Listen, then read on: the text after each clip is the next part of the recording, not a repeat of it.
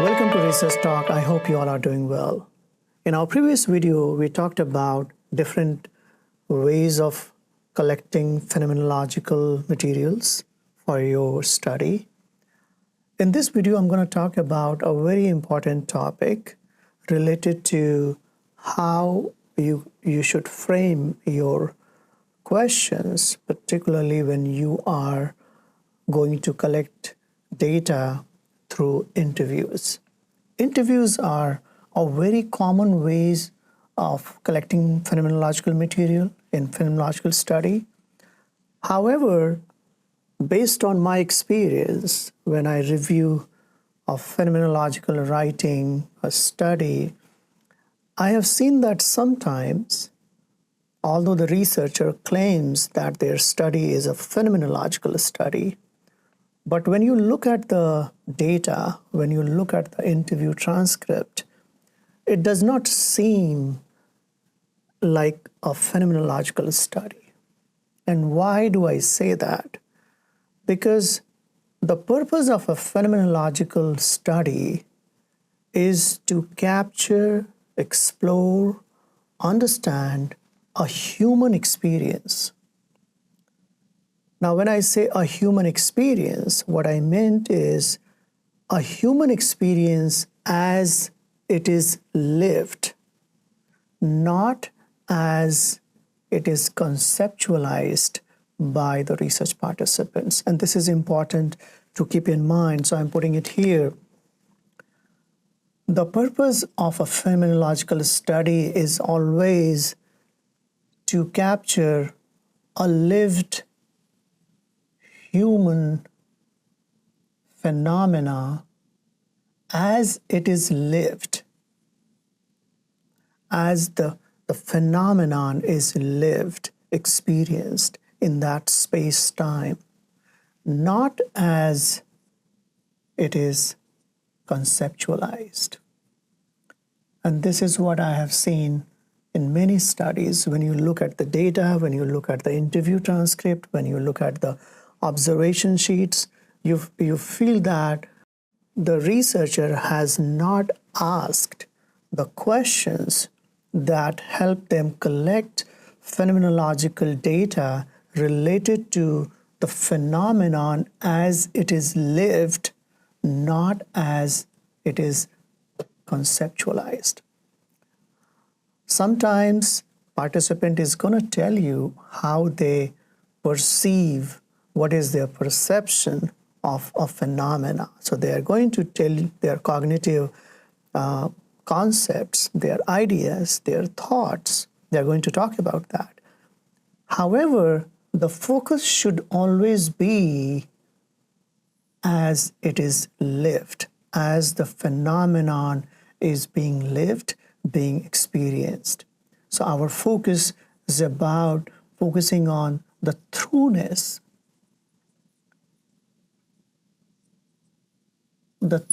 of the experience. Again, the same idea, as the participant is living their experience, not as they are conceptualizing their experience. You can collect some data around that. However, the focus should always be how the phenomenon is being lived. And that is why in this video, I'm going to talk about when you are framing, when you are preparing your interview protocol, when you are getting ready for an interview as a way to collect phenomenological materials, what are the things you should keep in mind? How you should write your research question so that you could get as rich data related to the lived experience of the phenomenon. Also, when you think about collecting data through interviews, when you are writing your interview protocol, your questions should be framed in a way so that you could collect more concrete details, more contextual details related to the phenomenon. So when I say concrete details, again the idea is same how the phenomenon is being lived, not as they are conceptualized. Contextual detail, again, all the contextual information, data related to how the phenomenon is lived, is being experienced in a particular space-time. So let's start with what are the things you should keep in mind when you are framing your questions for your interview protocol. First and most important thing is when you are preparing your interview protocol, your questions should be open-ended.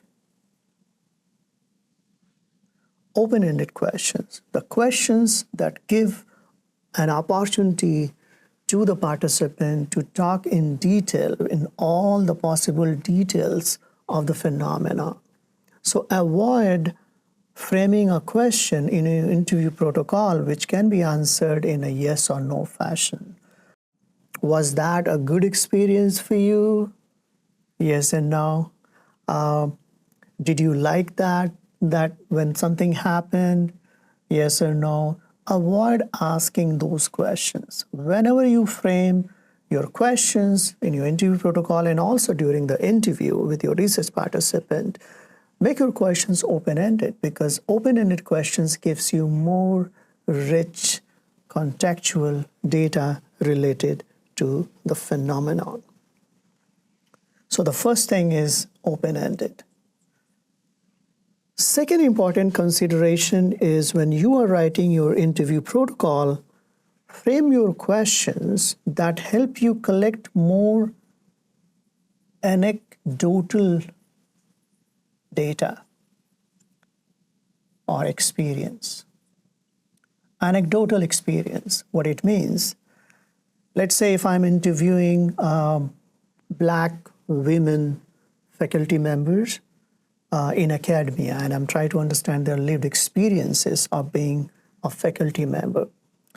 Anecdotal question would be like, tell me an instance where you were part of a faculty meeting where you felt as sidelined, where you felt as invisible, tell me an instance where as part of a meeting, whether online or offline, you felt being included. So you see, what I'm doing is when I'm asking my questions, when I'm having this conversation with my research participant, I'm collecting more anecdotal data, inviting my research participant to talk about their experience, like the lived experience. Tell me an incident, tell me an instance, give me an example. So anecdotal data is very powerful, and this is super important when you are doing interview, when you are framing your questions.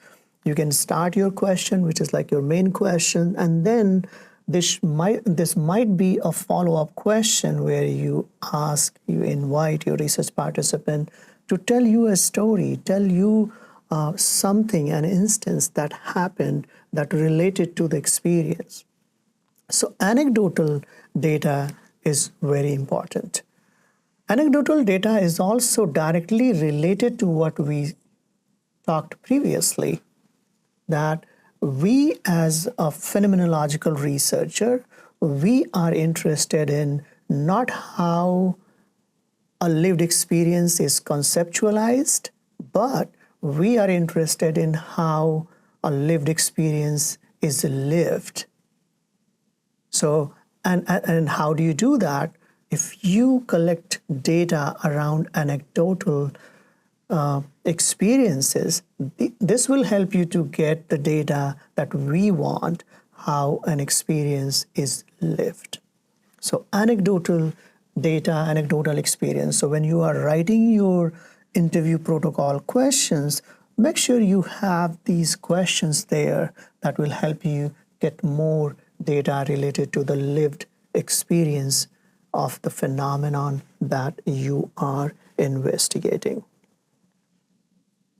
Third, and another important consideration when you are writing your interview questions, is Always have probing questions, because probing questions can help you get more contextual data. Contextual data is very important. Any experience happens in certain context. As a phenomenological researcher, when I'm collecting the data related to any aspect of an experience, I need to make sure that I'm asking probing questions to collect more contextual data around the phenomenon that I'm investigating. So in a way, if I'm writing my question, I can write my first main questions, and then underneath that main question, I can add some possible probing questions. Sometimes your research participants, you ask an open-ended question and they will tell you a very rich, detailed answer to that question, because maybe your research participant is very eloquent and he loves telling stories, so he may or she may tell you a very rich contextual anecdotes and experience-related data. However, every participant is different. Some participant, you may ask your question, let's say your first question, and then this person might give you an answer like just a couple of sentences. This is where your ability, your skills as a good interviewer becomes very important. So you need to ask further questions, further probing, open-ended questions to get a holistic picture, to get a holistic data around the experience that you want to capture from these participants. So what I recommend is have your questions, and underneath that open-ended question, write down some possible probing questions. Sometimes participant may already cover those points, so you don't need to go to those probing questions. Sometimes they might cover one or two, so you want to make sure you cover other probing questions. And maybe she doesn't cover anything at all, so those probing questions will help you get a very rich contextual data. Sometimes a probing question can arise in that moment. So let's say you ask a question, participant is answering that question, and while he or she is answering that question, you can come up with a probing question, a follow-up question. So note it down on your notebook, and once this person has completed their answer, then you come up with those probing questions. So make sure you have your possible probing questions on your interview protocol so that you can cover the whole topic in a more holistic, contextual manner. Now let's talk about another important method, another important, I would call it a template, that you can use when you are preparing your interview protocol questions. So let's go through that. Remember, any human experience, or any, for that matter, let's say a phenomenon, has various dimensions. And these dimensions you can use to generate questions to get a very comprehensive experience of the phenomenon that you are investigating. So let's learn about this template. The first dimension of any lived human experience is relationality, any relational experience. So think about any human experience. All human experiences happen in some sort of relationship with other people. So let's say, I take my own example. If you ask me, what is my experience as a professor here on University of North Florida? Now, my experience include relationality. meaning how I relate with various components of my life as a professor. What are some components? So my relationship with with my colleagues, with my students, with my administration. So you see, every human experience has the component of relationality. So when you frame your questions, keep that in mind, how to capture the relational aspect of a human experience through your questions. So make sure you frame your questions to capture relational aspect of any human experience. Let's take another example. Let's say I'm interested in understanding Black women's faculty members' experience in academia. Now, think about a Black woman academicians on a campus if I'm interviewing them. For this component of their experience, relational experience, what comes to your mind? So obviously, the colleagues, assistant professor, other teachers, instructors, colleagues. What could be some other part of that experience? Students, admin, others. These are the relational components. So when you think about, you need to, if you are interviewing a person, their experience is always in relation with the people around them. And you as a researcher want to explore those intentionalities, those relationships. Because when it comes to human experience, our experience is generated via our relationships with the people around us. So you must have questions in your interview protocol that help you explore relationality, the relational experience related to the self, how I, as an assistant professor, how I experience myself, and also how I experience others in that relationship. So how I experience myself in this relationship, how I experience my colleagues, my administrators, my students. So relationality is a very important component that you should explore when you are preparing your interview protocol. So this is the first dimension of intentionality. So make sure you have questions on that. And the question could be, tell me about how do you feel as an individual on this campus? Tell me about your relationships with your colleagues on campus, how that relationship looks like, how do you feel? So you are exploring these different intentionalities, these different relational components related to the phenomenon that you are investigating. Now, let's move to the other dimension.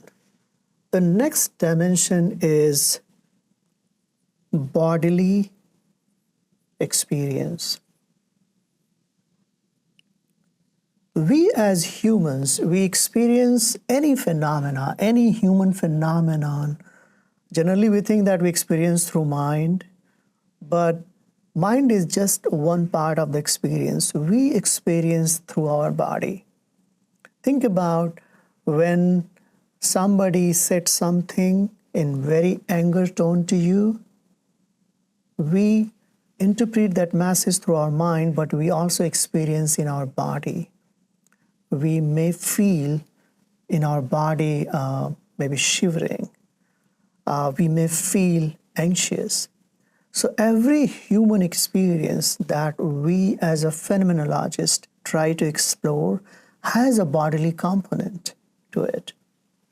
So you must have questions in your interview protocol that help you get the bodily experience related to that phenomenon.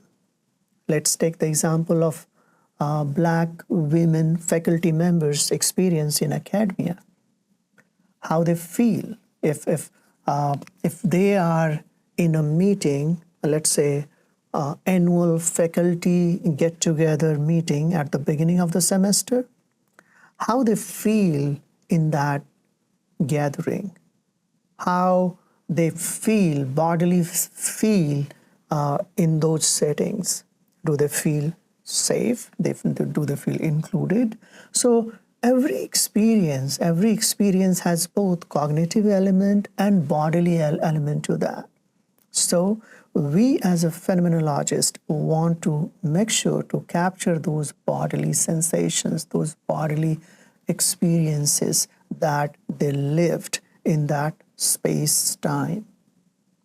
So bodily experience is another important part of our exploration as a phenomenologist. So make sure you have those questions in your interview protocol that help you explore that. Those could be related to the theme of maybe like stress, comfort, physical presence, all these different aspects of physiology, our body. So make sure to have questions on relationality to capture and collect data around that theme, and also make sure you have questions about bodily experiences. The third dimension of a human experience is space or a place. Remember, every experience is happening in some sort of place. Any experience, if I am interested in exploring experience of, let's say, being a faculty members, obviously it's in relation with the space. So what is the space where I work as a professor? The university campus. So that is the space, the place where it is happening. And space shapes our experience. It shapes the meanings that we attach or create for ourselves. I once did an interview with a therapist, and we did the interview in the therapist office. Now, in this office, this person, there was another room adjoining her office, which was the therapy room. Now, I asked her questions about, tell me about this space. How do you feel when you enter your therapy room? What thoughts you have? How this space shapes your understanding and thinking about the client's concerns. And in that space, even the office where we were interviewing, there were many objects in that office. And I asked a few questions related to those objects. There was a painting also in that space as well. So remember, some spaces makes us comfortable. Some spaces makes us feel comfortable, welcoming. Some spaces we may feel uncomfortable. Some spaces, so every space has certain meanings for us. So when it comes to exploring a human experience, a lived human experiences, I want to make sure that I have some questions in my interview protocol that can help me gather data around the overall experience of the place, space where my participant is spending or where my participant is having that lived experience. Take the previous example of Black women faculty members' experience in academia.